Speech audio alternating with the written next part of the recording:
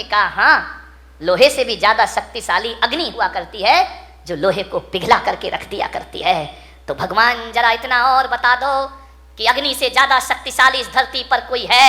तो महावीर ने कहा धरती अग्नि से ज्यादा शक्तिशाली पानी हुआ करता है जो आग को बुझा के रख दिया करता है। तो भगवान फिर इतना और बता दो पानी से ज्यादा शक्तिशाली कौन होता है इस धरती पर? तो भगवान महावीर ने कहा पानी से ज्यादा शक्तिशाली आदमी का संकल्प हुआ करता है, आदमी के हौसले हुआ करते हैं। बोले हौसलों से बड़ा कुछ होता है? तो महावीर ने कहा संकल्प से बड़ा इस धरती पर कुछ नहीं हुआ करता है। और संकल्प में वो ताकत होती है कि पानी को पाताल से निकालने की ताकत आदमी के संकल्प में हुआ करती है। ध्यान रखिए, संकल्पों से जिंदगी जी जाती है, संकल्पों से जीवन चलता है। मान्यवर विचार करिए, आप सोचिए, संकल्प बुलंद होना चाहिए इस आदमी के। इतने जल्दी हार मत मानो जिंदगी से, छोटी छोटी बातों। एक बहुत बड़े गणितज्ञ हुए हेरो 9 बार फेल हुए स्कूल में। कितनी बार? ऐसा कोई महात्मा बैठा जो 9 बार फेल हुआ हो? 9 बार फेल हुए। पिता ने कहा ये पढ़ाई बंद कर, तेरे बस की नहीं है, तू नहीं हो सकता पास। 9 बार फेल।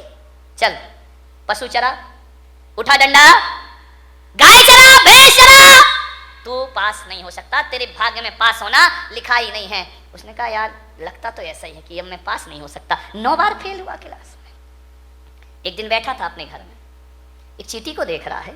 चींटी चढ़ रही है, गिर रही है, चढ़ रही है, गिर रही है, फिर चढ़ती है, फिर गिरती है, फिर चढ़ती है, फिर गिरती है। हीरो ने कहा यार ये गिनू तो कितनी बार चढ़ रही है। उस दिन वो चींटी 99 बार चढ़ी और गिरी, 100वीं बार ऊपर चढ़ी। उसने कहा मिल गया। पिता से कहा मैं स्कूल जाऊंगा, मैं पढ़ूंगा। बोले पागल है क्या, 9 बार फेल हुआ है? बोले 9 बार हुआ हूं ना, अभी 90 बार बाकी है। बोले क्या मतलब?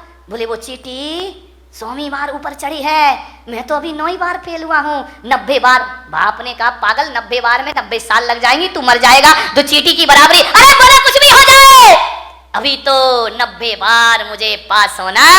एक बात लग जाए आदमी को तो जिंदगी बदल जाया करती है, एक बात में जीवन के सूत्र मिल जाते हैं। बोले 90 बार तो अभी और पढ़ना है मुझे। बहुत जिद की पिता से, पढ़े लिखे, मालूम है 10वीं बार में वो बच्चा पास हो गया और वो सबसे बड़ा गणितज्ञ बन करके खड़ा हो गया। उसकी किताबें मैथमेटिक्स में चला करती हैं। ध्यान रखिए, इतना महान गणितज्ञ बना, उसके जैसा गणित के सवाल हल करने वाला दुनिया में दिखाए। आदमी थक जाता है, आदमी हार जाता है, आदमी अपनी सोच से हार जाता है। एक बात बताइए, 2 पहलवान लड़ रहे हैं, दोनों की शक्ति बराबर है, दोनों के दांव पेंच एक से है, कुश्ती लड़ रहे हैं, दोनों के एक से दांव पेंच, एक ही गुरु, एक सी ताकत, एक हारता है एक जीतता है। बताओ भाई कौन हारेगा कौन जीतेगा?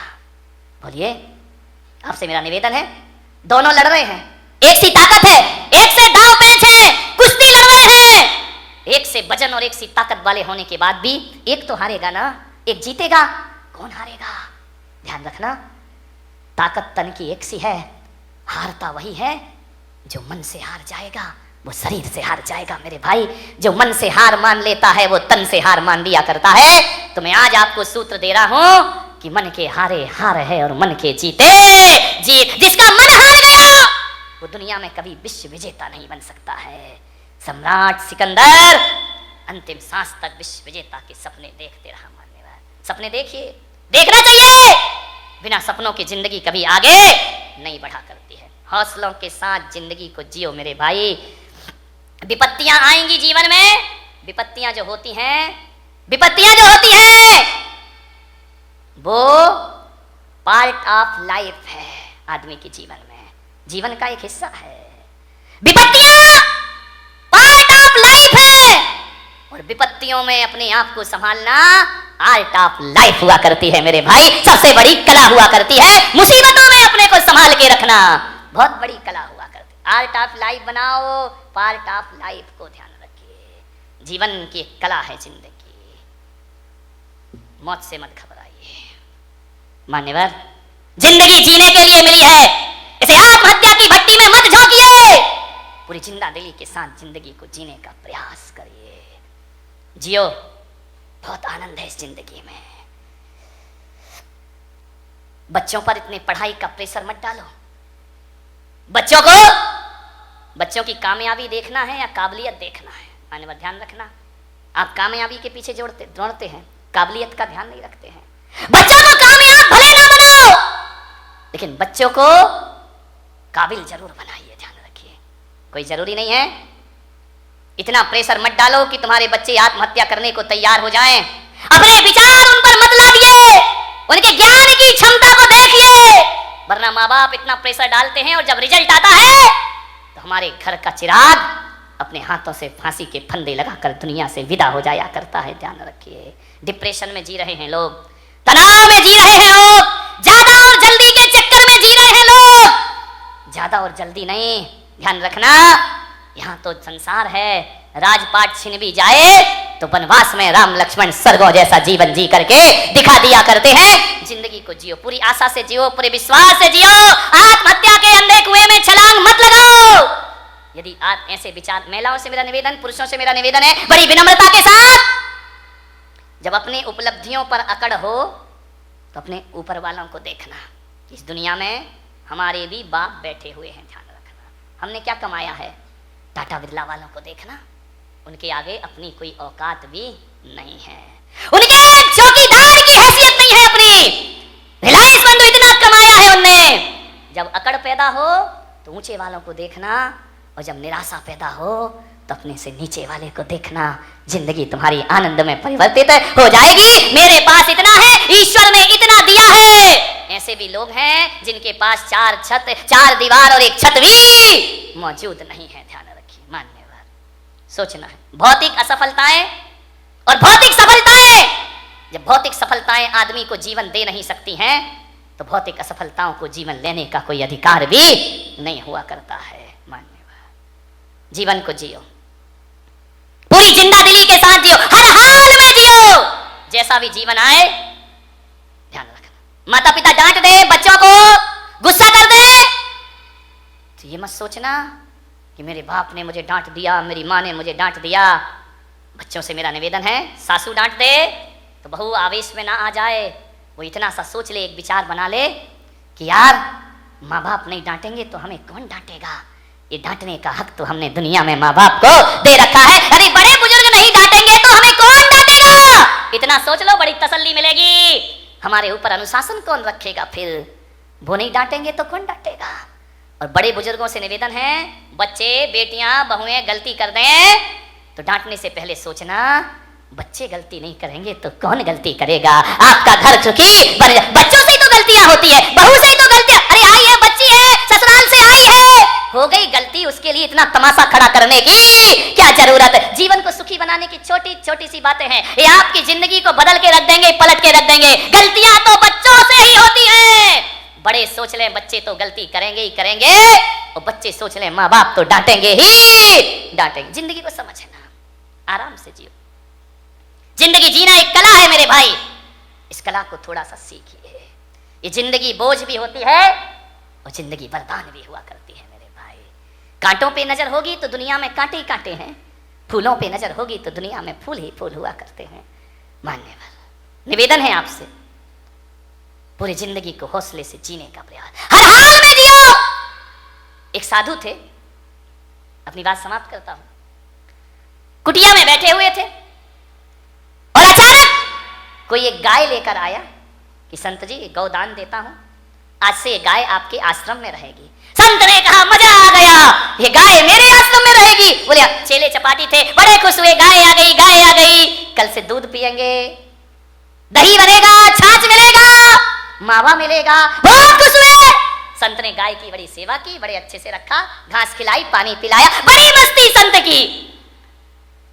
3 दिन बाद पता चला कोई गाय उठा के ले गया। संत ने कहा मजा आ गया। अरे चेलों ने कहा बाबा जी पागल हो गए क्या, गाय आई थी तब तो मजा आया था, ये चली गई तो अब गाय का। अरे बोले बड़ा मजा आ गया, बड़ी जिंदगी आनंद में हो गई। अरे बोले संत जी पागल, दिमाग खराब तो। अरे बेटा नाचो, गाय गई, गाय गई। अरे बोले अब दूध कहाँ मिलेगा, मावा कहाँ मिलेगा, छाछ कहाँ मिलेगा। संत ने कहा एक तरफ गया वो दूध और मावा, अरे गाय गई तो गोबर उठाने की झंझट भी हमारे पास से चली गई। अब कहाँ की घास, भगवान का भजन करो। ध्यान रखिए, ऐसी जिंदगी जियो, राजी है हम उसी में जिसमें तेरी रजा है। यहाँ यूं भी वाह वाह है, यहाँ त्यों भी वाह वाह, हर समय वाह वाह है। ध्यान रखिए, मिल जाए तो कोई बात नहीं है, चला गया तो आनंद में जियो ना। लेकिन तुम्हारी जिंदगी निराशाओं में जाती है। एक गुलाब का पौधा ये सोचता है कि मैं नारियल के पेड़ की तरह बड़ा हो जाऊंगा। अब बाजू में लगा है, अब वो सोचे मुझे नारियल का पेड़ बना दे, नारियल का पेड़। अब गुलाब का पौधा कैसे पेड़ बन जाएगा? पेड़ इसलिए दुखी है कि वो सोचता है यार गुलाब जैसे फूल मुझ में आ जाए, गुलाब जैसे फूल, जिंदगी दुखी हो जाएगी। एक जगह मैंने देखा, अरे गुलाब का पेड़ अपनी पौधा अपनी मस्ती में झूम रहा है, नारियल का पेड़ अपनी मस्ती में झूम रहा है। मैंने एक साधु से पूछा, बताओ ये अपनी मस्ती में क्यों है, ये इतने आनंदित क्यों है? बोले इसलिए आनंदित है कि नारियल का पेड़ कभी नहीं सोचता कि मुझ में फूल लग जाए, और गुलाब कभी नहीं सोचता कि मैं इतना ऊंचा हो जाऊं। इसकी अपनी मस्ती होती है और उसकी अपनी मस्ती में रहो। अरे मेरे भाई, पूनम की रात का जो सौंदर्य है ना, कभी कभी अमावस भी बड़ी सुंदर लगा करती है मेरे भाई। यदि अमावस की रात ना होगी तो पूनम का सौंदर्य कौन जान पाएगा? यदि जीवन में दुख नहीं होंगे तो सुख का स्वाद।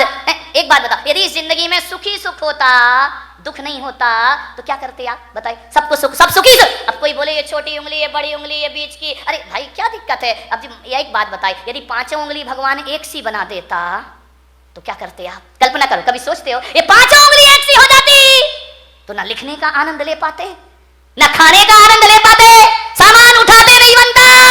ध्यान रखना, हर उंगली का अपना अपना महत्व हुआ करता है। अंगूठा है और अनामिका है, तभी आप इससे कुछ लिख सकते हैं। ध्यान रखिए, ये बीच की उंगली है, ये ध्यान रखना, ये बीच की उंगली सबसे बड़ी हुआ करती है। ये उंगलियां भी इसके जैसी बड़ी होने का ख्वाब देख ले तो ये दुखी हो जाएंगे। ये अनामिका है, ये नहीं होगी तो सिंदूर कहां से लगाओगे और तिलक कहां से लगाओगे? बेचारा एक बार इन उंगलियों में झगड़ा हो गया। अंगूठा बोला मैं सबसे बड़ा। बोले क्यों?